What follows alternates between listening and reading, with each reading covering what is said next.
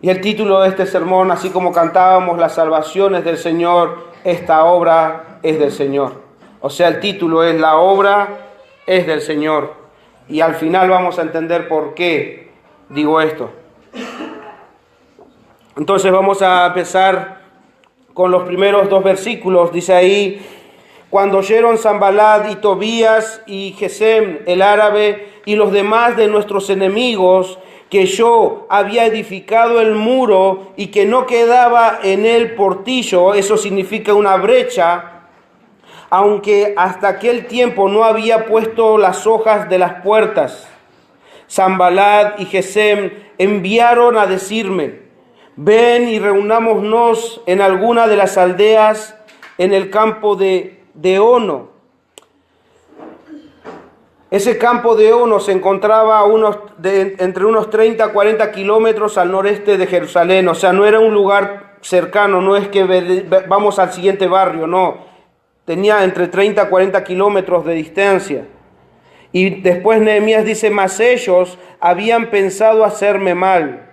Versículo 3: y les envié mensajeros diciendo: yo hago una gran obra y no puedo ir porque cesaría la obra, dejándola yo para ir a vosotros. Sanballat, Tobías, Gesem y todos los demás enemigos vuelven a la carga. Estos enemigos no se habían dado por vencidos, por más que la obra ya estuviera continuando, y Nehemías dice que ya no había brechas. ¿Eso qué significa? Que ya no había partes del muro caído, ya no habían perforaciones, no había nada, todo ya estaba siendo reconstruido. O sea que el intento de frenar esa obra estaba fracasando, porque una y otra vez el intento de estos enemigos era frenar la obra que Dios les había encomendado. Y entonces Nehemías nos dice que ya el muro estaba listo, solo faltaban colgar las puertas y ya no había nada caído. Y ahora en esta nueva estrategia que estos enemigos van a poner delante de Nehemías, en principio, si ustedes lo ven con atención, parece inofensivo. Ellos le mandan este anuncio de forma oral y le dicen: ven y reunámonos. Es como decirle: ven y charlemos sobre este asunto. No va a haber agresión. No va a haber agresión. Bueno, estos enemigos que estaban amenazando capítulos anteriores de venir y entrar en guerra con ellos, ahora bajan, porque evidentemente esas amenazas no habían hecho efecto en este pueblo por la sabiduría que Dios le estaba dando a Nehemías. Ahora le dicen: ven, charlemos. Pero Nehemías discierne las verdaderas intenciones y nos da a conocer la nueva estrategia de estos enemigos. ¿Qué dice ahí? Mas ellos habían pensado hacerme mal. ¿Por qué Nehemías saca esa conclusión? Si antes estos enemigos intentaron atemorizarlos, desanimar a todo el pueblo, ahora, al ver que no podían lograr esto, la nueva estrategia que dice ahí: mas ellos habían pensado hacerme mal, ya no era a todo el pueblo. Ahora la nueva estrategia que el enemigo está haciendo es poner toda la mira solamente en una persona. En este caso, Nehemías. Nehemías dice: ellos estaban pensando hacerme mal. O sea, ya ahora el ataque va a ser solamente centrada en Nehemías, y en todo el relato vamos a poder entender por qué Nehemías saca esa conclusión de decir que estaban intentando hacerme mal. En primero, debemos saber que viajar 40 kilómetros implicaba dejar la obra, como dice él mismo: yo si voy para allá, voy a dejar la obra y la obra va a quedar quieta. O sea, esto va a ser para mí una distracción. ¿Y cuántos de nosotros a veces nos distraemos con cosas que el mundo, que los enemigos nos ofrecen ahí, y nos ocupamos en esas cosas cuando deberíamos estar ocupándonos de trabajar para el reino de Dios. Nehemías, en la sabiduría que Dios le da, discierne estas intenciones, diciéndoles con una forma amistosa: vení, juntate con nosotros y charlemos. Y él dice: pero si yo voy a dejar esta obra que Dios me ha encomendado. No puedo frenar esta obra. Entonces desiste de esa invitación. Y otra de las cosas que a través del contexto histórico, del contexto de la situación que se vivía en ese entonces, el hecho de él dejar la obra e ir podría incluso implicar de que en el camino él sufriera algún daño, o incluso habrían planeado alguna emboscada para aniquilar a Nehemías. Porque no le piden que él mande a alguien, dice: Nehemías, tú ven. Entonces él discierne todas estas cosas.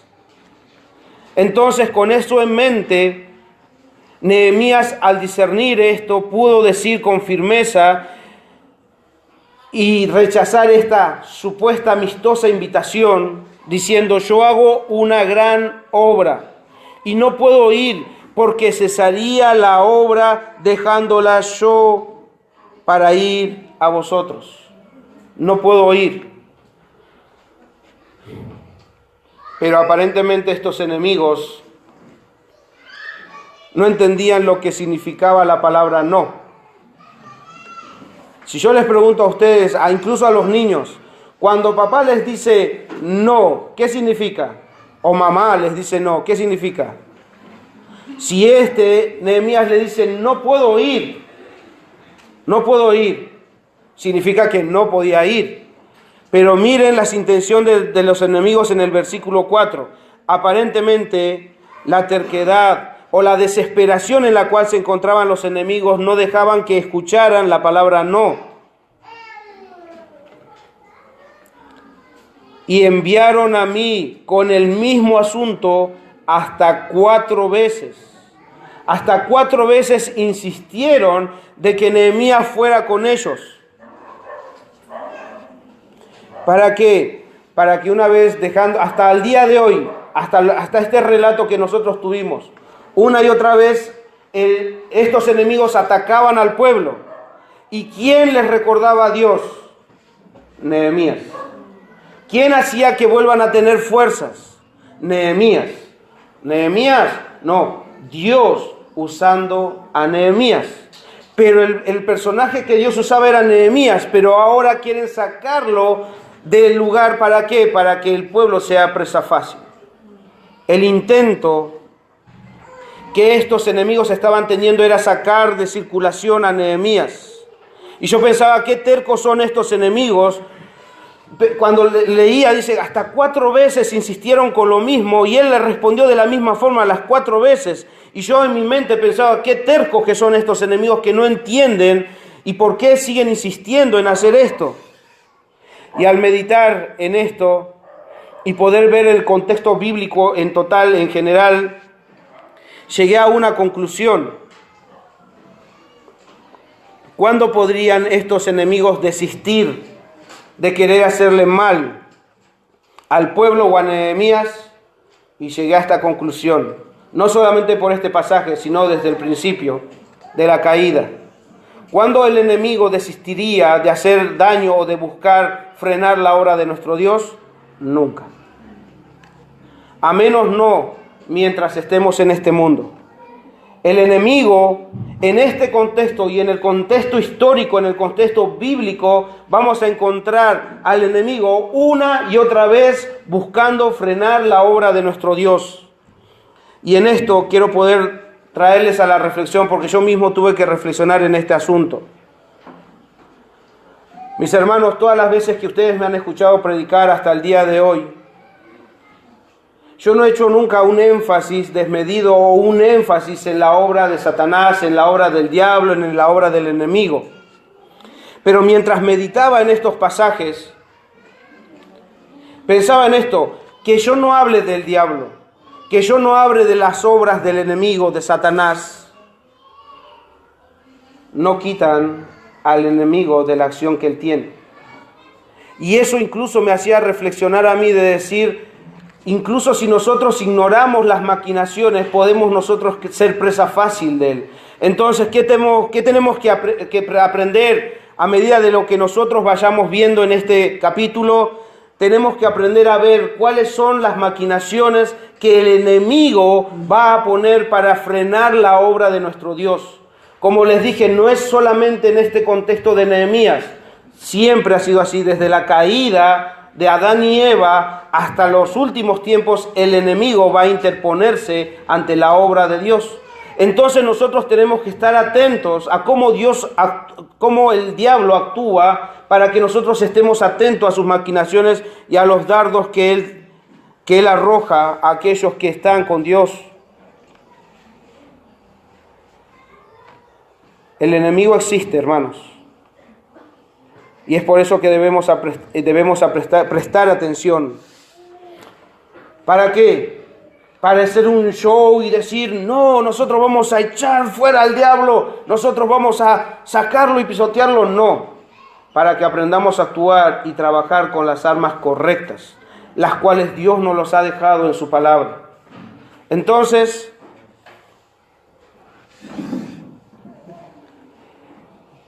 por eso que si yo no he hablado del diablo, no quiere decir que el diablo no exista, que el enemigo no exista.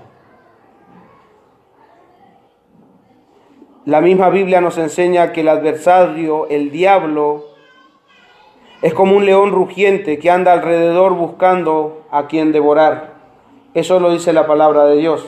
Entonces, si la palabra de Dios habla acerca del enemigo, acerca del adversario, nosotros debemos hacer mención también de él. No quiere decir que nosotros al nombrar al diablo, nosotros vamos a tener miedo del accionar del diablo. Nosotros vamos a ver que ante el accionar de los enemigos, ¿qué es lo que sucedió? Nosotros debemos ver la situación final, la situación terminada, a ver quién es el que tiene la victoria. Por eso dije que la obra es del Señor. En este caso, en lo que nosotros estamos tratando, el accionar del enemigo era ¿quién? Nehemías. Ya no era el pueblo general, sino era Nehemías. Ahí es donde donde estos enemigos están centrando su ataque. Y seguirán una y otra vez intentar hacerle daño a Nehemías. Y lo va a hacer ahora por medio de rumores. Rumores que este enemigo va a generar, ¿para qué? Para desmoralizar y frenar a Nehemías. Versículo 6. Vamos a ver cuáles son esos rumores que estos enemigos van a generar. Entonces, después de haber intentado traer a Nehemías por medio de la invitación oral, dice ahora, entonces Sanbalat envió a mí, su criado, para decir lo mismo por quinta vez. Ahora escuchen esto, con una carta abierta en su mano. Hermanos, si nosotros conocemos el contexto de estas situaciones, no es normal. Es más, ni siquiera en nuestras épocas. No sé si alguna vez mandaron una carta. Pero cuando era más joven yo mandaba cartas. Pero normalmente cuando se manda una carta, no se manda una carta abierta. Se manda en un sobre, porque es personal.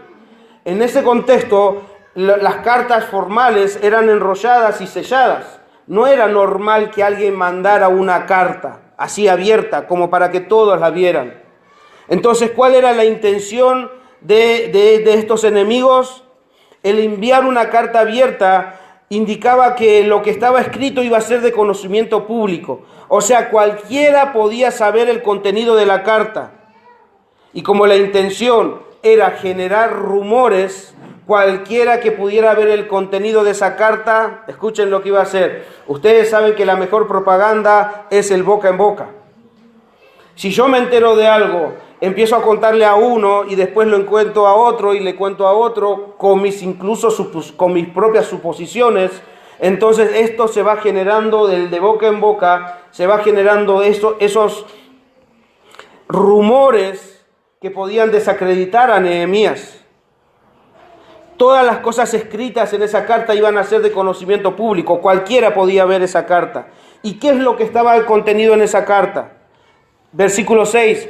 en la cual estaba escrito, escuchen estos rumores que estaban generando, se ha oído entre las naciones, y Gasmú lo dice, que tú y los judíos pensáis rebelaros y que por eso edificás tú el muro, con la mira, según estas palabras, de ser tú su rey, y que has puesto profetas que proclamen acerca de ti en Jerusalén, diciendo, hay rey, y ahora serán oídas del rey, dice, y ahora serán oídas del rey las tales palabras. Ven, otra vez, ven pronto y consultemos juntos. Qué buenos amigos que son estos, ¿eh? Tanto cuidado que tienen de Nehemías que quieren venir y resguardarlo porque se están enterando de estos rumores que supuestamente ellos mismos están generando. Nehemías, ¿para qué fue a Jerusalén? A reedificar. ¿Fue a ser rey? ¿Dios lo envió para ser rey?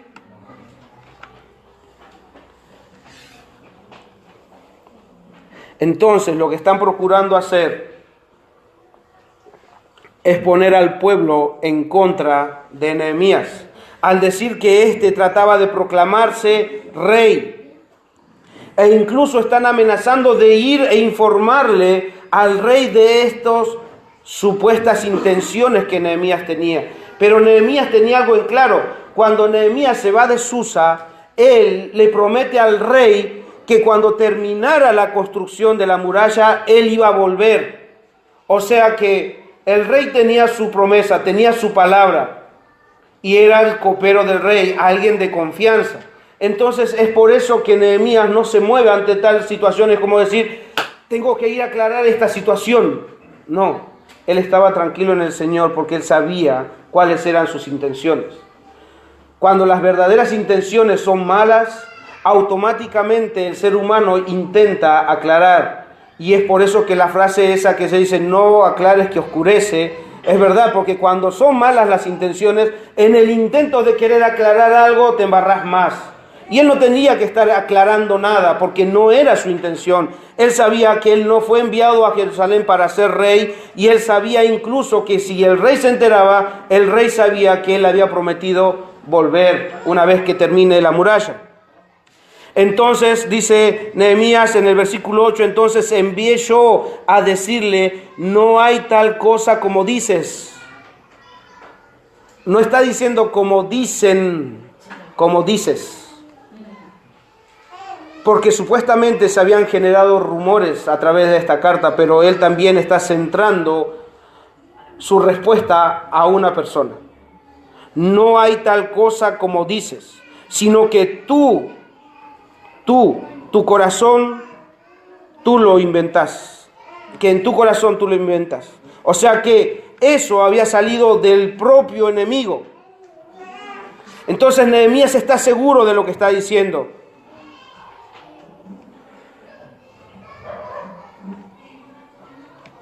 Y continuaba los ataques. Y Nehemías, con tanto ataque, hermanos, pudo emocionalmente ser afectado. Escuchen, intentan invitarlo, él lo rechaza, intentan generar rumores y él está tranquilo, pero lo que vamos a ver ahora es que todas estas situaciones de alguna manera generan emocionalmente. A ver, hermanos, pónganse en el lugar de Nehemías. Somos personas igual que Nehemías. Cuando alguien empieza a hablar mal de nosotros, cuando alguien empieza a inventar algo de nosotros, automáticamente queremos ir a tomar justicia por mano propia, automáticamente nos indignamos, automáticamente nuestras emociones empiezan a enardecer. Pero ¿quién es este que tiene que estar hablando de mí sin ni siquiera conocerme? O sea, tenemos un accionar. Empezamos a desanimarnos e incluso a bajar los brazos por todas las cosas que nos están diciendo. No puede ser que estén hablando de esa forma. Versículo 9 dice, porque todos ellos nos amedrentaban diciendo, se debilitarán las manos de ellos en la obra y no será terminada. Y no será terminada. Escuchen todos los malos deseos que estaban teniendo contra ellos. Un hermano dice, los ataques personales hieren. Y cuando la crítica es injustificada, es fácil desesperarse. Si no se conocen, si nunca pasaron por eso, gracias a Dios denle, porque cada uno que es acusado injustamente, cuando los ataques personales son contra una persona, la carne empieza a indignarse, a sentirse mal. Y por eso este hermano dice, cuando es así, nosotros somos fácil de desesperarnos. ¿Por qué? Porque lo primero que queremos hacer es actuar en la carne. Pero ahora escuchemos cómo Nehemías reaccionó ante estas situaciones donde seguramente sus sentimientos y sus emociones estaban nuevamente ahí.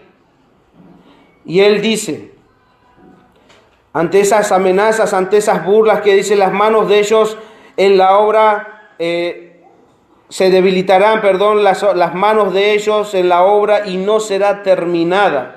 Incluso ya estando terminado, ellos seguían insistiendo y la obra no será terminada. O sea que no van a poder colgar las puertas, porque lo único que faltaba era colgar las puertas.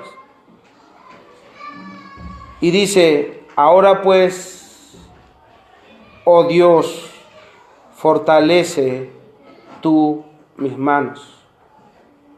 Ante esta situación, él no actúa nuevamente en la carne, sino que va a decirle a Dios, oh Dios, fortalece tú mis manos. En otra versión dice, yo le pedí a Dios que me ayudara a seguir trabajando con más fuerzas aún. ¿De dónde venían sus fuerzas? Oh Dios, fortalece tú mis manos. Entonces nuevamente Nehemías está sometiendo sus sentimientos, sus emociones, está sometiendo su carne y encomienda esta causa nuevamente a Dios, rogándole a Él que le diera esa fortaleza que solamente de Él pudiera venir. ¿Por qué puede hacer esto Nehemías? Porque estamos conociendo el carácter de un hombre que conoce a Dios. Y este hombre que conoce a Dios tenía sus ojos y su corazón puesto en Dios. Ante tal situación, él solamente dice, oh Dios, fortalece tú mis manos. En la mente de Nehemías estaba Dios, estaba su palabra. Es como si Nehemías mismo dijera, así como el salmista dice en Salmos 18, del 1 al 3, escuchen lo que el salmista dice. Nehemías está pidiendo la fortaleza a Dios. Versículo 1 del Salmo 18 dice, te amo, oh Jehová, fortaleza mía. Jehová, roca mía y castillo mío y mi libertador. Dios mío, fortaleza mía, en él confiaré. Mi escudo y la fuerza de mi salvación, mi alto refugio, dice ahí. Invocaré a Jehová. Versículo 3. Quien es digno de ser alabado y seré salvo de mis enemigos. Él tenía delante de él, de Nehemías estaban sus enemigos, pero él está pidiendo la fortaleza que solamente puede venir de Dios. Jehová, fortaleza mía. Fortalece tú mis manos, le pide Nehemías. Entonces, hermanos, nosotros debemos aprender a ver a nuestro Dios y confiar en Él, así como Nehemías lo estaba haciendo. Con las pruebas y circunstancias que todos los días nosotros padecemos en nuestras casas, en nuestros lugares de trabajo, se presentan dificultades, igual que se le presentó a Nehemías. Pero que podamos nosotros encontrar la fortaleza solamente en Dios.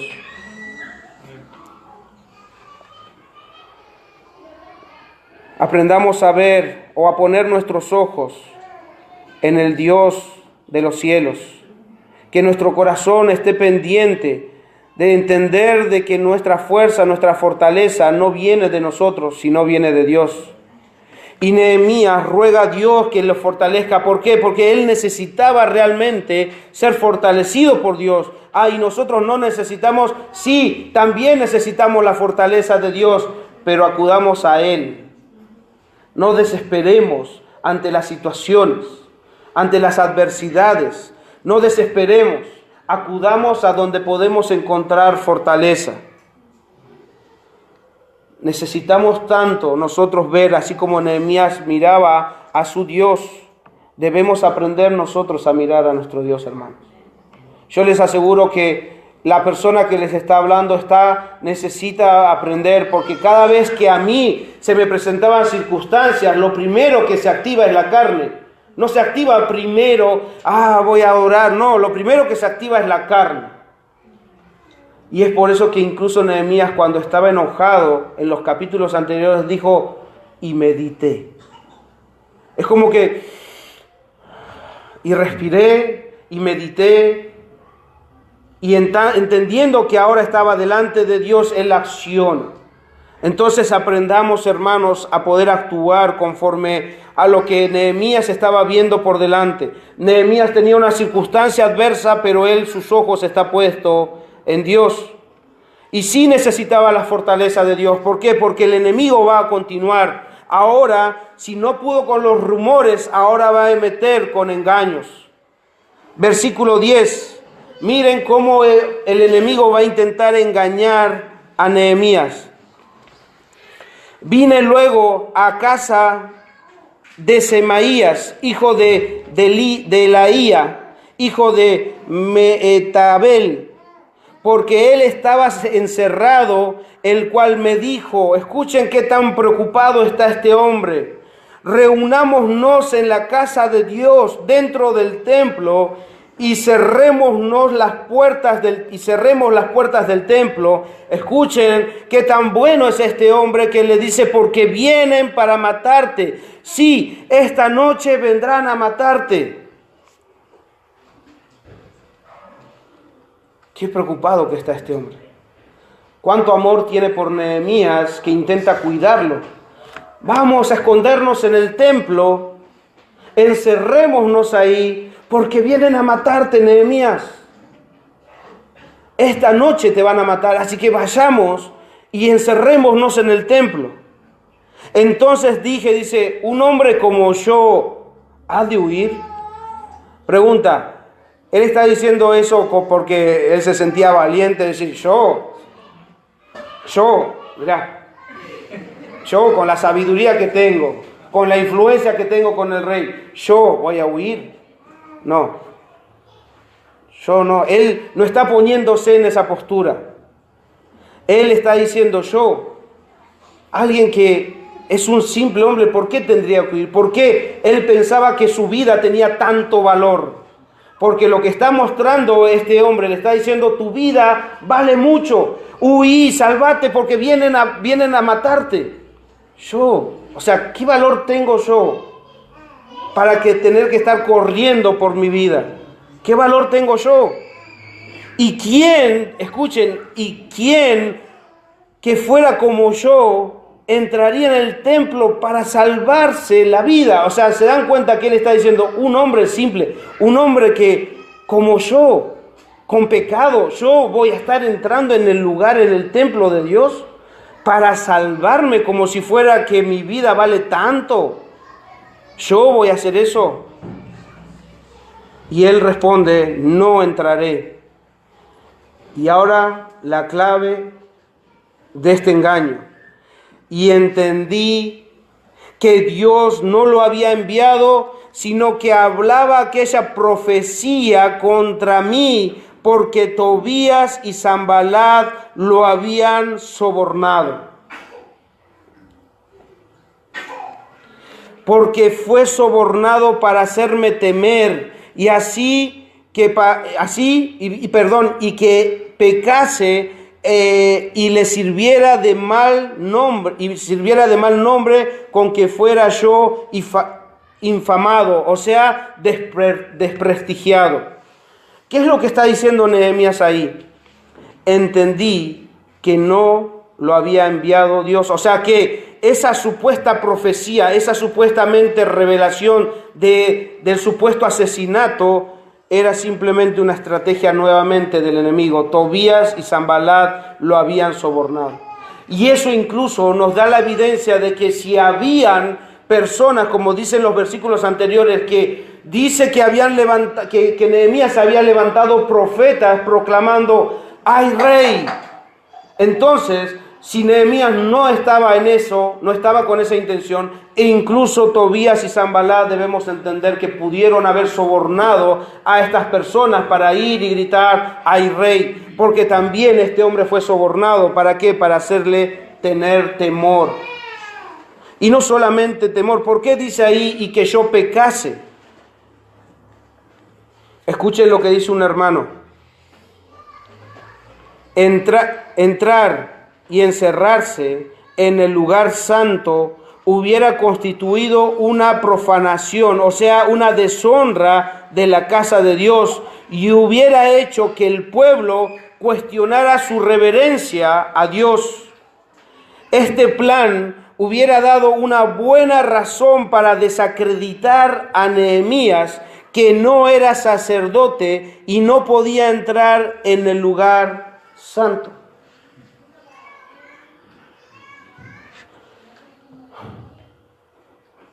Hermanos, debemos estar atentos porque estos hombres que están ahí están hablando supuestamente de parte de Dios. Escuchen lo que dice el versículo 14. Otra vez poniendo su cuestión o su situación delante de Dios, dice: acuérdate, Dios mío, de Tobías y de Sanbalat, conforme a estas cosas que hicieron. Y ahora escuchen, también acuérdate de Noadías, profetiza, y de los otros profetas que procuraban infundirme miedo. Hermanos, todos estos profetas o estos falsos profetas decían a Nehemías hablar de parte de Dios, pero Nehemías pudo discernir que no venían de parte de Dios. ¿Por qué? Porque Nehemías conocía la palabra de Dios. Conocía la palabra de Dios, y Nehemías dice: y entendí que Dios no lo había enviado, no los había enviado. Nehemías conocía a Dios, Nehemías conocía la palabra de Dios, y eso evitó que cayera ante esta trampa, ante esta mentira, ante esta supuesta preocupación de este hombre. ¿Por qué? Porque no le era permitido entrar en el templo, en el lugar santo, a personas que no fueran sacerdotes. O sea, que por el fin no justifica los medios. El fin que tenía este hombre era salvar la vida de Nehemías, y el medio era quebrantar la ley de Dios, quebrantar los mandamientos de Dios, quebrantar lo que Dios había estipulado. Los que podían entrar en el lugar santo, en el templo, eran los sacerdotes, y Nehemías no lo era. Y eso también, hermanos, debe llevarnos a poder nosotros estar con los ojos abiertos. ¿Saben por qué? Porque en nuestros días hay tanta gente que se levanta en distintos lugares diciendo hablar de parte de Dios.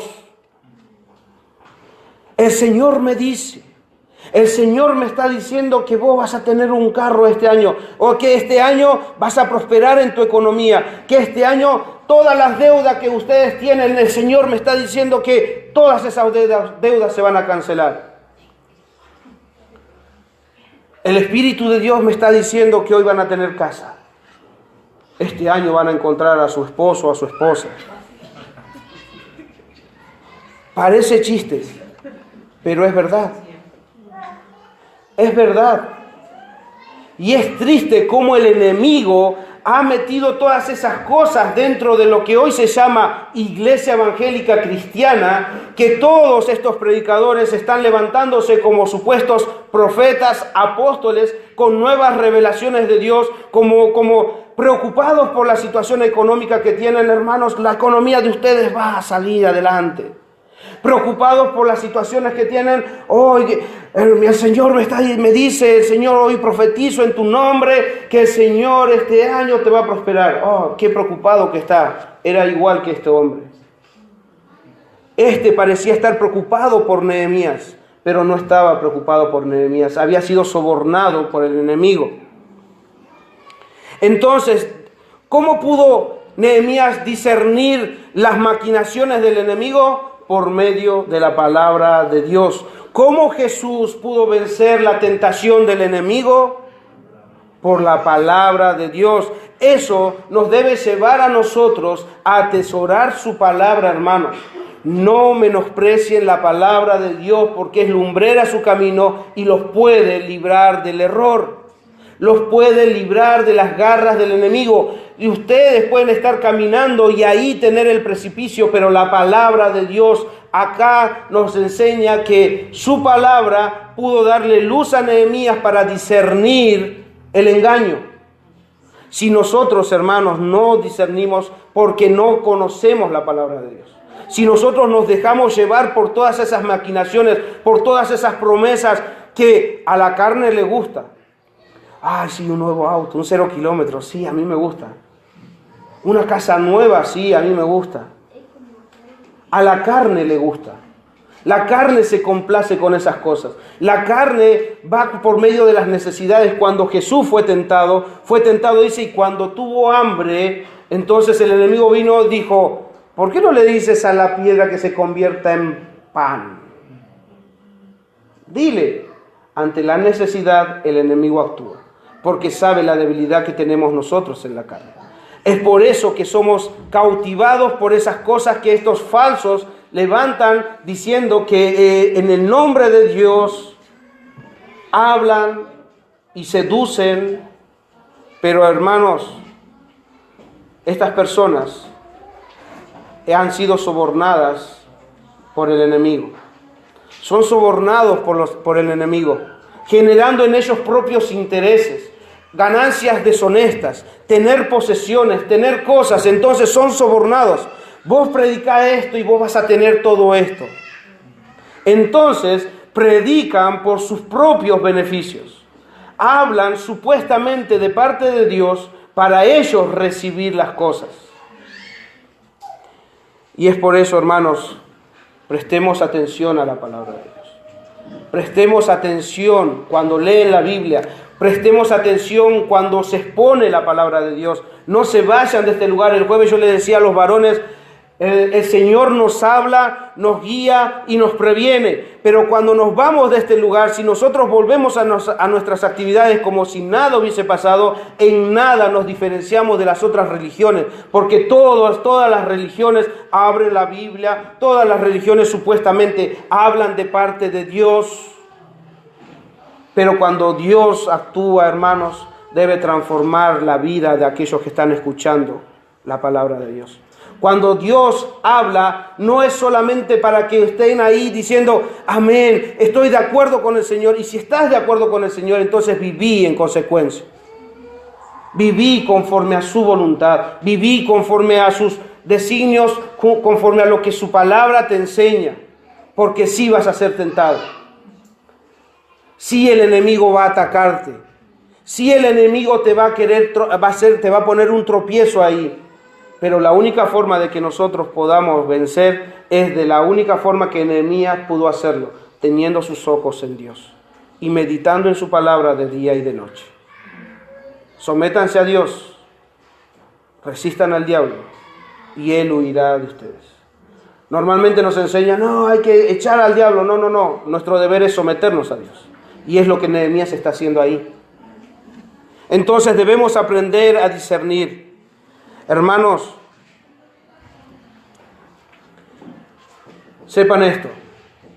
Si alguien nos habla de parte de Dios, debe llevarnos a obedecer a Dios. Pero si lo que nos dice nos lleva a desobedecer a Dios y a su palabra, no es de Dios. Repito de nuevo. Si alguien nos habla de parte de Dios, nos debe llevar a obedecer a Dios. Y si lo que nos dice contradice su palabra, eso no viene de Dios. Lo que este hombre le estaba diciendo a Nehemías contradice la palabra de Dios. Y es por eso que él dice, y entendí que Dios no lo había enviado. Sigamos. Voy a saltear los versículos 15 y 16, lo voy a dejar para el final, para poder seguir viendo las maquinaciones de estos enemigos y cómo incluso sus mismos compatriotas habían confabulado con los enemigos con la intención de atemorizar y frenar la obra. Y dice el versículo 17 entonces, y 18 al 19, dice: asimismo, en aquellos días iban muchas cartas de los principales de Judá. Eso es el pueblo de Dios. Los principales de Judá a Tobías, y las de Tobías venía hacia ellos, porque muchos en Judá se habían conjurado con él, porque era yerno de Secanías, hijo de Ará, y Joanán, hijo de su hijo, había tomado por mujer a la hija de Mesulán, hijo de Berequías. Lo leo, pero no voy a profundizar porque es muy difícil esos nombres. Esos nombres tienen en relación a aquellos que llegaron antes de Nehemías, están en el libro de Esdras, que ellos habían llegado antes. Estos nombres, hijo de tal, están en el libro de Esdras, pero no voy a hacer un hincapié en eso porque la intención es poder ver las maquinaciones que estos estaban haciendo. Versículo 19 dice: también contaban delante de mí las buenas obras de él, y a él le referían mis palabras, y enviaba a Tobías cartas para atemorizarme. Todo el tiempo se habían confabulado incluso con los mismos de su propio pueblo. Incluso los de su pueblo se habían casado con personas que no les correspondía casarse, habían tomado esposas y esposos, y eso lo vamos a ver más adelante también con mucho más detalle, cómo el pueblo de Dios había contaminado tomando por esposo y esposa a aquellos que no eran del pueblo de Dios. Y se ven las consecuencias. Se ven las consecuencias cuando alguien que toma por esposo o esposa en estos capítulos a alguien que tiene otro Dios, que tiene otros conceptos, que tiene otras creencias, y resulta que eso va a contaminarlos a ellos, y los habían puesto de tal forma en contra de aquel que quería hacer bien al pueblo, que era Nehemías. Pero a pesar de todos los ataques y los innumerables intentos de frenar la obra con todo tipo de artimañas y mentiras y engaños por estos enemigos,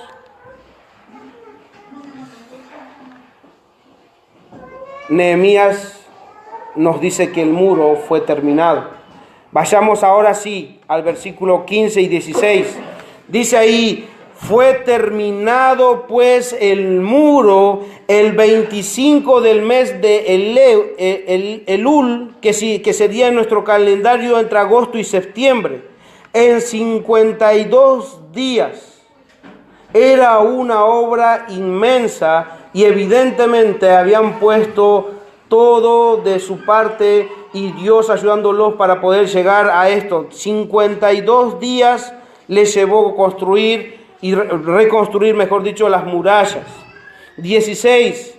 Y cuando, escuchen ahora por favor, dice: y cuando lo oyeron todos nuestros enemigos, temieron todas las naciones que estaban alrededor de nosotros y se sintieron humillados. Sí, mis hermanos, estos mismos que humillaban y se burlaban del pueblo, escuchen esto, estos que ahora están siendo humillados y atemorizados, eran los mismos que intentaban humillar al pueblo de Dios. Son los mismos que intentaban atemorizarlos. Recuerden los primeros ataques ¿Qué creen estos débiles judíos que van a poder levantar esto? Se burlaban de ellos, los escarnecían, los humillaban. Estos enemigos que venían de los 4 puntos cardinales, ahora dice que temieron y fueron humillados. Fueron humillados porque vieron la obra terminada. Pero antes de que nuestros ojos sean desviados, porque cuando iba leyendo, sí, lo primero que intentamos ver decir, como se dice a veces cuando los chicos festejan, qué capo que es Nehemías. Nuestros ojos pueden ser desviados a ver a Nehemías. Qué capo, qué grande que es Nehemías. Él venció al enemigo, él los humilló, él logró reconstruir las murallas. Habría que darle el premio al mejor trabajador del año, a Nehemías, etc. Pero gracias al Señor y al Espíritu Santo que Nehemías escribe las siguientes palabras. ¿Para qué? Primero, para cuidar su corazón. ¿Por qué? Porque un logro de esa forma pudiera él haber dicho, wow, hermanos, miren la obra que hice. Miren cómo en la sabiduría que tengo pude lograr toda esta reconstrucción. Nehemías primero va a cuidar su corazón y luego, por la obra del Espíritu Santo, va a cuidar nuestros corazones para que nuestros ojos no estén sobre Nehemías. Y él dice así, y conocieron. ¿Por qué temieron? ¿Por qué se humillaron? ¿Por qué se amedrentaron? ¿Por qué temieron y fueron humillados? Por esto. Y conocieron que por nuestro Dios había sido hecha esta obra. No fui yo, fue Dios, dice Nehemías. Es por eso que titulé, la obra es de Dios. La obra es de nuestro Señor. Nehemías, en este momento, cuando todo es terminado, se va como hace una marcha atrás y pone a Dios delante. Él lo hizo. Nuestro Dios hizo eso. Porque de Nehemías se burlaban, del pueblo se burlaban. Entonces, ¿de quién están teniendo miedo? De Dios. Porque ellos sabían que esos hombres débiles no podían reconstruir eso.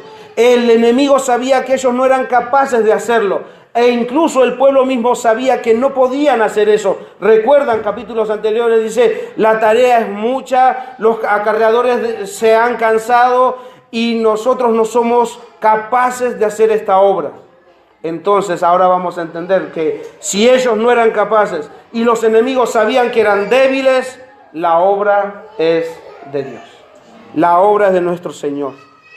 Y la obra fue terminada, hermanos. ¿Qué aprendemos sobre todo esto? ¿Qué aprendemos, hermanos? Toda obra que Dios empieza, todo lo que Dios quiere hacer, tanto en esta historia como en nuestra propia historia, en nuestros propios días, la obra que Dios está haciendo en cada uno de nosotros va a ser atacada por el enemigo. No quiero atemorizarlos, pero sí deben tener en cuenta la realidad en la cual vivimos. Nosotros somos la obra que Dios empezó. Nosotros somos esa iglesia que Dios dijo que Él edificaría. La iglesia es la nueva obra que Dios empezó y la iglesia somos nosotros. Todo aquel que ha creído en Cristo Jesús y se ha arrepentido de su pecado es la iglesia. Y al igual que Nehemías, hermanos, el enemigo intentará frustrar, él intentará frenar por medio del temor, por medio de desánimo, de mentiras, de engaños, de falsos hombres, lobos vestidos de ovejas, y muchos dardos más que el enemigo va a usar en contra nuestra. En contra nuestra. Pero debemos entender, hermanos, algo. El enemigo, cuando atacaba a Nehemías, no es que atacaba a Nehemías por más que intentaban hacerlo en contra de él. Era más allá. La obra de Dios es la que estaba siendo atacada. Lo mismo pasa con nosotros. Él no está interesado en nuestros nombres, hermanos. Él está interesado en el nombre de Jesús. Él está interesado en que su nombre sea manchado, en que su nombre sea burlado. Es por eso que hoy en día, con todas estas falsedades que hay en todos los lugares, hoy en día el Evangelio es prácticamente burlado. La iglesia no es creíble. ¿Por qué? Porque se dicen mentiras. No hay verdad. No se predica la palabra de Dios conforme a su propósito, conforme a la verdad de Dios. No hay hombres que puedan decir lo que hemos oído y hemos visto, eso nosotros les damos. No, porque están inventando sus propias historias. Entonces la iglesia no es creíble. La iglesia, entre comillas, la que dicen ser cristianas. Pero la iglesia del Señor sí va a sufrir persecución, sí va a sufrir las amenazas, sí van a tener los ataques del enemigo. Es por eso, por alguna razón, el Señor, si alguno me quiere acompañar a Mateo 16, es por alguna razón que cuando nuestro Señor Jesucristo dijo que Él iba a edificar su iglesia, automáticamente lo une con el obrar del enemigo. En Mateo 16, versículo 18, cuando Jesús está preguntando a sus discípulos, ¿quién dice la gente que soy yo? Y los discípulos dicen los conceptos que tenía la gente. Luego pregunta a sus discípulos, ¿ustedes quién dicen que soy yo? Y Pedro le dice, tú eres el Cristo, el Hijo del Dios viviente. Dice, Jesús le dijo, eso no te lo reveló ni sangre ni carne, sino mi Padre que está en los cielos. Tú eres el Cristo, le dijo Pedro. Y entonces ahí encontramos en el versículo 18 que sobre esa verdad que Pedro había dicho, dice, y yo también te digo que tú eres Pedro. Y sobre esta roca, ¿qué roca? Esa verdad que Pedro había revelado, que no le había sido revelada por sangre ni carne, sino por el Padre, que Cristo era el Hijo de Dios. Sobre esta roca edificaré mi iglesia. Es la misma construcción que Nehemías. Yo edificaré mi iglesia. Y automáticamente lo une y las puertas del Hades no prevalecerán contra ella. ¿Qué está diciendo? Que el Hades va a atacar esta obra. El Hades va a atacar esta obra que voy a hacer ahora. Y así como en la historia ha atacado una y otra vez y ha sido demostrado que Dios es el que tiene la victoria, así de la misma forma va a atacar la obra que Dios va a hacer por medio de su iglesia. Nuevamente, ¿por qué temieron? ¿Por qué fueron humillados? Porque por medio de esa obra que Nehemías había llevado adelante, Dios había obrado por medio de Nehemías. Dice que cuando vieron esa obra, entendieron quién era Dios. Ese Dios fuerte y temible. Ellos se creían fuertes, los enemigos se creían fuertes, pero ahora ¿por qué eran humillados? Porque había alguien más fuerte que ellos. Estos atemorizaban al pueblo, pero ahora fueron atemorizados por el pueblo, no, por Dios. O sea que esta obra que ocurrió en el libro de Nehemías dio a conocer el carácter, la persona de Dios, y por eso temieron. Pero lo mismo pasa, hermanos, con la iglesia. La iglesia tiene que dar, la iglesia de Cristo, la iglesia que Cristo escogió, la iglesia que Cristo salvó, estos pecadores salvados por gracia, estos hombres débiles, estos hombres que una y otra vez están ahí debilitándose y que necesitan recordar quién es su Dios. La iglesia, esta nueva obra que Dios hizo, tiene el mismo propósito: mostrar el carácter de Dios al mundo y al enemigo. Es por eso que en Efesios 3:10 dice esto, hermanos. Efesios 3:10 y 11.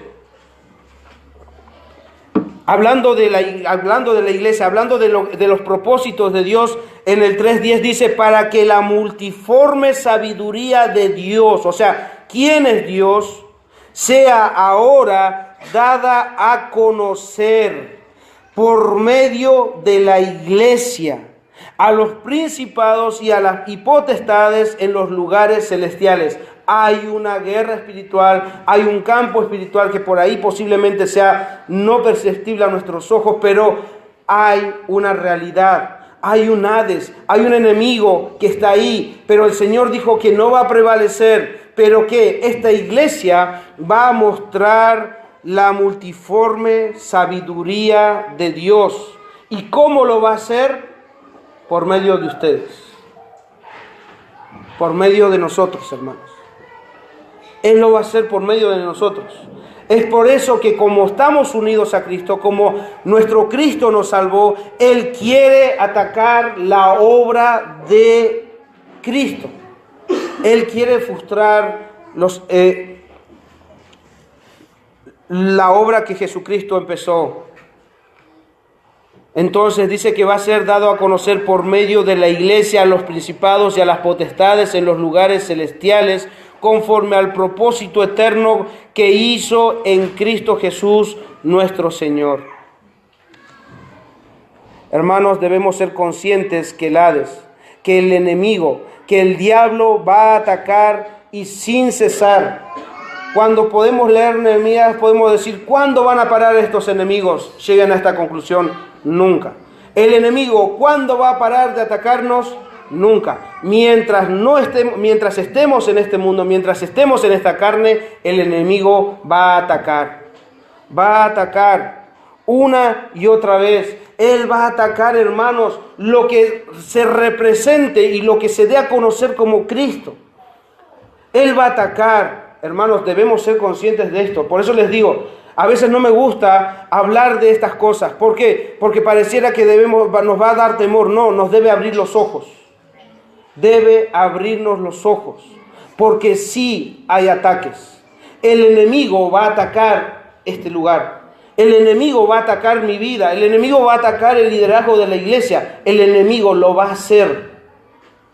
¿Por qué? Porque el enemigo no está en contra de aquellos que predican prosperidad y bienestar y todo, no, porque es parte de lo que Él quiere. Pero aquella iglesia que dé a conocer al Señor Jesucristo de una forma fiel, predicando y exponiendo la palabra de Dios, va a sufrir los ataques del enemigo. Y es por eso, hermanos, que el Señor mismo dice, orad por aquellos que los preceden, oren por ellos, porque hay un ataque del enemigo.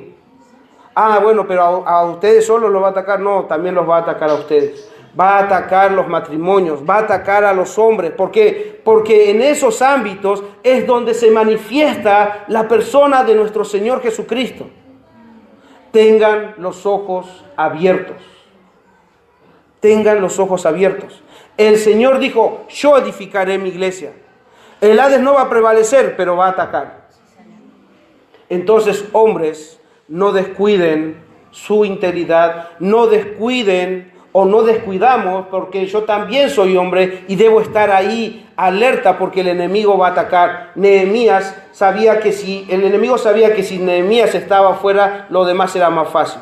Mientras los hombres no estén en el lugar donde tienen que estar, todo lo demás es más fácil.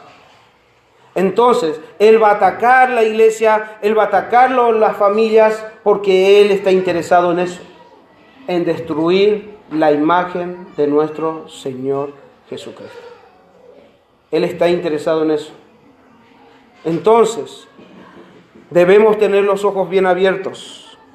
Y no solamente, podemos decir, bueno, entonces la iglesia, los líderes, los matrimonios, las familias, no, jóvenes, todos los jóvenes que no tienen esposos, que no tienen esposa, que no tienen algún compromiso y digan, bueno, a nosotros no nos va a afectar. No, a ustedes también. A ustedes también, porque el enemigo va a querer convencerlos que seguir a Cristo es lo peor que pueden hacer. El enemigo va a tratar de convencerlos que seguir a Cristo no tiene sentido. Ahí afuera hay diversión, ahí afuera parece que hay lo mejor que nosotros podemos tener. Mentira, porque ahí afuera se destruye. Allá afuera nos destruimos con cualquier cosa. No estoy hablando solamente de droga, no solamente estoy hablando de alcohol o de cualquier otra cosa, o de abortos. No estoy hablando de eso. Allá afuera hasta se sienten orgullosos de lo que son.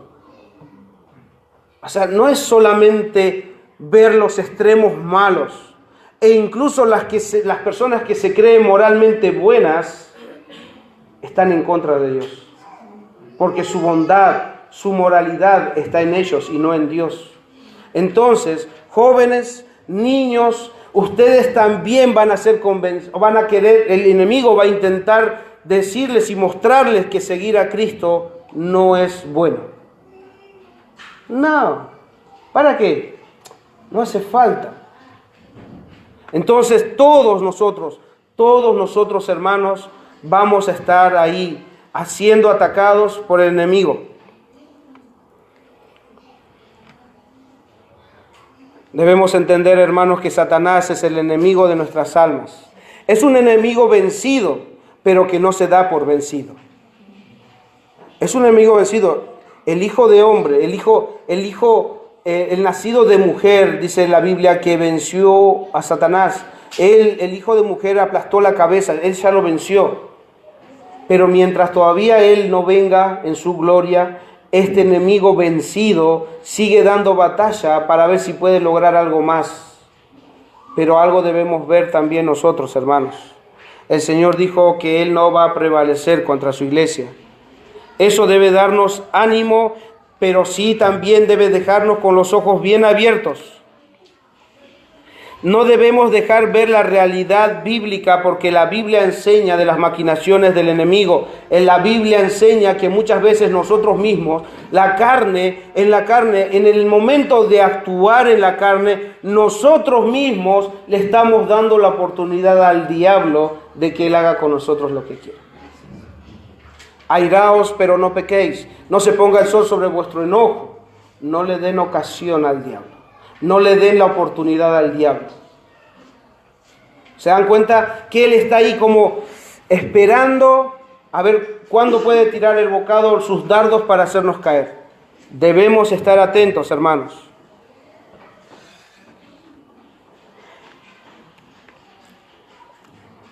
¿Por qué debemos estar atentos? Para no tener la guardia baja y para que estemos constantemente mirando a nuestro Señor Jesucristo. No se crean fuertes. No crean que ustedes por sus propias fuerzas pueden vencer al pecado. No se engañen. No se engañen. Ustedes no pueden vencer al pecado.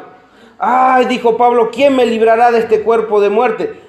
Gracias doy a Dios, porque por medio de su Espíritu, por medio de su palabra, Él puede darnos victoria. Pero no por nuestras propias fuerzas. No por nosotros. Así que no vayan allá afuera, yo esta semana voy a vencer al enemigo porque soy fuerte. No, busquen dónde la fortaleza la encontró Nehemías. Bueno, vayan a él, sométanse a Dios. Vayan y busquen su fortaleza en Dios, no en ustedes mismos. Porque cuando empiezan a buscar su fortaleza en ustedes mismos, ahí ya cayeron.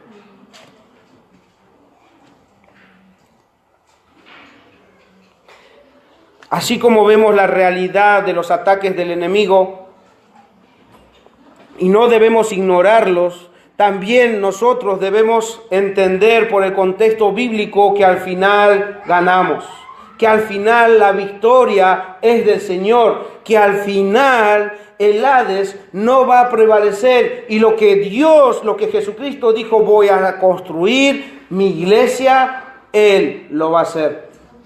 Por eso es que no debemos tener temor a hablar del diablo. ¿Por qué? Porque ya el Señor lo ha vencido y que nosotros debemos tener los ojos abiertos. Y el Señor Jesucristo, ¿dónde lo venció? Ahí en la cruz. Ahí en la cruz expuso a todas las potestades, exponiéndolas públicamente y diciendo, Él ha vencido. Él venció la muerte, Él venció el pecado, hermanos. Él venció.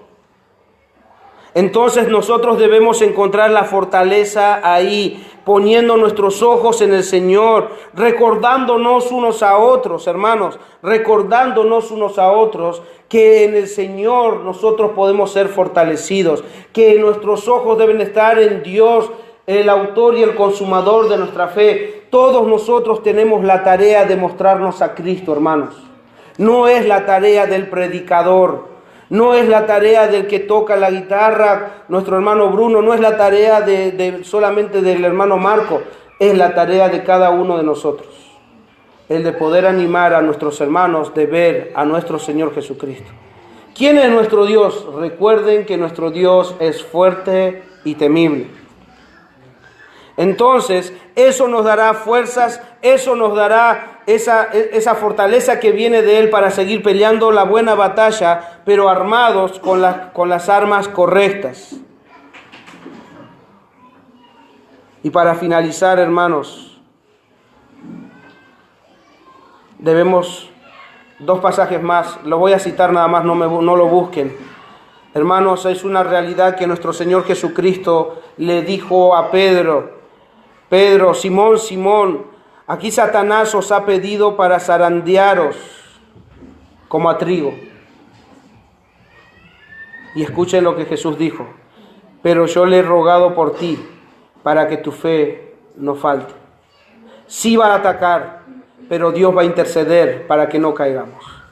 Sí va a interceder para que nosotros estemos ahí firmes, pero en el Señor, poniendo nuestros ojos en el Señor.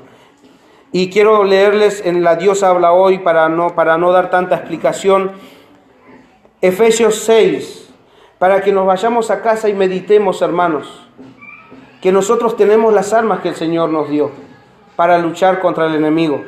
Efesios 6:10 en adelante al 18.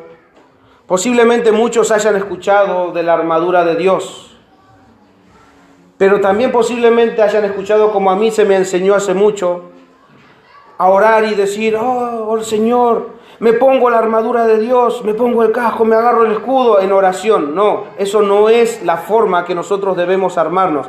La forma de que nosotros entendamos que tenemos la armadura de Dios es que entendamos que ya lo tenemos. Voy a leerlo. Y ahora, hermanos, dice a partir del 10, y ahora, hermanos, busquen sus fuerzas en el Señor. Recuerden dónde buscarla, por favor. Busquen su fuerza en el Señor, en su poder irresistible. Protéjanse con toda la armadura que Dios les ha dado. No pidan, ya la tienen. Ya tienen la armadura de Dios. Dios les ha dado para que puedan estar firmes contra los engaños del diablo, porque no estamos luchando contra poderes humanos, sino contra malignas fuerzas espirituales del cielo, las cuales tienen mando y autoridad y dominio sobre el mundo de las tinieblas que nos rodea. Por eso tomen toda la armadura que Dios, otra vez, les ha dado, para que puedan resistir el día malo y después de haberse preparado bien, mantenerse firmes. O sea que la armadura de Dios ya la tenemos. El cristiano tiene la armadura de Dios. ¿Y a qué se refiere esa armadura de Dios? Así que manténgase firmes, revestidos ¿de qué? De la verdad y protegidos por la rectitud. Eso, la verdad va a protegernos, así como lo protegió a Nehemías ante la mentira. Estén siempre listos para salir a anunciar el mensaje de la paz. Y uno podrá preguntar: ¿y eso qué tiene que ver con la armadura? ¿En qué puede ayudar el ir y anunciar el Evangelio de Dios? Vayan y anuncien y van a ver cómo el Señor los fortalece. Vayan y compartan su fe y van a ver que en sus debilidades Dios hace que abran sus bocas. Vayan y cuando estén a punto de compartir van a experimentar las emociones de tener nervios, de tener temores de ser rechazados, pero cuando abrieron sus bocas van a comprobar que Dios es real y que los ha guiado y que los ha dado fortaleza para poder predicar. Y cuando predicaron a uno, van a querer predicar a otro y a otro y a otro. Y resulta que antes de empezar tenía temor. Vayan y prediquen y prueben cómo Dios los va a capacitar. Estén siempre listos para salir a anunciar el mensaje de la paz. Sobre todo que su fe, la fe, ¿quién nos los dio? Entonces ya la tenemos. Ella es parte de la armadura que Dios nos ha dado. Que su fe sea el escudo que los libre de las flechas encendidas del maligno. que la salvación, hoy cantamos, ¿la salvación de quién es? ¿Quién nos dio la salvación?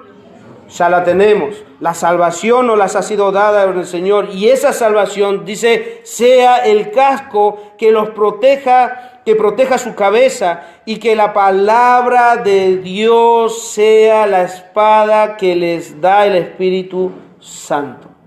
¿Cómo venció Nehemías? Por medio de conocer la palabra. ¿Cómo venció Jesús a las tentaciones? Por medio de la palabra. ¿Cómo nosotros vamos a vencer? No hay nada nuevo bajo el cielo, hermanos.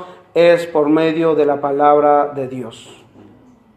No dejen ustedes otra cosa más de orar. Rueguen y pidan a Dios siempre, guiados por el Espíritu. Manténganse alertas sin desanimarse y oren por todo el pueblo santo. Eso nos corresponde a todos nosotros. Oremos los unos por los otros, porque todos estamos ahí prestos ¿a qué? A que el enemigo venga y aceche. El enemigo sabe nuestras debilidades. Entonces estemos atentos, alertas.